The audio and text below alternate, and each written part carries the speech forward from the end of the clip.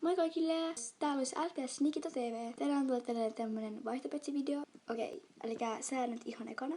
Sun pitää lähettää ekana ja mä olen tietenkin 100% luotettava, että voitte kyllä luottaa. Ja mä oon ennenkin vaihtanut petsejä, että en ole koskaan huijannut. Ja siis sun pitää maksaa omat passikulut ja sitten sun pitää mun puhelinnumero ja me voidaan puhua WhatsAppissa. Ja sun pitää olla sitten WhatsApp. Ja jos ei ole pakko olla Instagram, mutta kansi olla Instagram, koska se on helpompaa silloin. Mutta petseihin. Ihan ekana on tämmönen Tanskan dokki. Tämmönen kuvio Tanskan dokki. Tässä ei oikeastaan mitään vikaa, paitsi tossa on jotain valmistusvirheitä. Tässä näkyy vähän paremmin. Tää on ollut aina kun mä oon ostanut tän. Tämmönen tanskis. Toinen on tämmönen kollia. Ja tää mä oon vaihtanut joskus aika kakkosella. Joskus mä olin kakkosella mun kaverinkaan. Sillä on ruostetta tuolla, mutta sen saa vedellä pois. Ja sillä on vähän sitten kulmaa tosta. Sitten on tämmönen toinen kollia.